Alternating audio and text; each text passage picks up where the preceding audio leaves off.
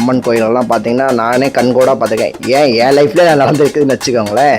அம்மன் கோயிலில் போயிட்டு வேண்டுறது, அம்மா தாயே நான் இவ்வளோ கஷ்டத்தில் இருக்கேன், எனக்கு இதை கொடு அதை கொடு அதை கொடு இதை கொடு அதை செய் எனக்கு கார் வேணும், வீடு வேணும், பங்களா வேணும், கடன் தொலை இருக்குது, உடனே முடிச்சு கொடு, எனக்கு நிம்மதியான வாழ்க்கை கொடு. போயிட்டு கோயிலில் போயிட்டு அம்மன்கிட்ட போய் ஆதங்கப்படுறோம். நான் என்ன கேட்குறேன், இப்போது நமக்கு ஒரு குழந்தை இருக்காங்கன்னு வச்சுக்கோங்களேன். நம்ம குழந்தை எத்தனை மணிக்கு எந்திரிக்கும் நமக்கு தெரியும். அந்த குழந்தைக்கு எத்தனை மணிக்கு நமக்கு பால் கொடுக்கணும்னு தெரியும், இல்லை டீ காஃபி போட்டு கொடுக்கணும்னு தெரியும்.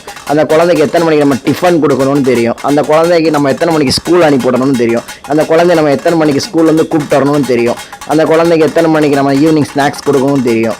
அந்த குழந்தைக்கு நம்ம எத்தனை மணிக்கு டின்னர் சாப்பாடு கொடுக்கணும்னு தெரியும். அந்த குழந்தை எத்தனை மணிக்கு நம்ம தூங்க வைக்கணும், படிக்க வைக்கணும். ஒரு குழந்தை, நம்மளோட குழந்தைக்கு இப்படி ஒரு தாயாக இருந்து நம்ம குழந்தைக்கே இவ்வளோ தூரம் நம்ம கேர் பண்ணணும், எத்தனை மணிக்கு எதை கொடுக்கணும், நம்ம இவ்வளோ தூரம் நம்ம நோட் பண்ணும் போது, இந்த உலகத்தையே படைத்த அந்த அகிலாண்ட கோடி பிரம்மாண்ட நாயகிக்கு தெரியாதா நமக்கு எத்தனை நேரத்தில் எதை கொடுக்கணும் எதை எடுக்கணுன்ட்டு அவளுக்கு? அப்புறம் இருக்க போய் அப்படி இருக்கிற நிலமையில நம்ம அந்த அம்மாட்ட போய் ஆதங்கப்பட்டு என்ன பிரயோஜனம் சொல்லுங்கள்? ஆனால் வேண்டியதை நமக்கு சரியான நேரத்தில் அந்த தாயாக அகிலாண்ட கோடி பிரம்மாண்ட ஈஸ்வரி நமக்கு வேணுங்கிறத கண்டிப்பாக வேண்டிய நேரத்தில் தருவாங்க. அதனால் நம்ம கோயிலுக்கு போனோமா, அம்மா தாயே அவ்வளோதான், காப்பாற்று, என்னையும் காப்பாற்று, எல்லோரையும் காப்பாற்று, அந்த ஒரே ஒரு வார்த்தை போதும். அதை தாண்டி நம்ம அந்த அம்மா கிட்ட நம்ம எதையும் கேட்க தேவையில்லை. நம்ம அந்த அம்மா கிட்ட ஆதங்கப்பட தேவையில்லை.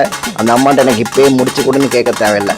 ஒரு தாயை நமக்கு எப்படி ஒரு பிள்ளையை நம்ம கேர் பண்ணுறோமோ அதே மாதிரி நம்மளை ஒரு பிள்ளையாக நினச்சி அந்த தாய் அகிலாண்ட கோடி பிரம்மாண்ட நாயகி கண்டிப்பாக நமக்கு வேணுங்கிறத வேண்டிய நேரத்தில் கொடுப்பா.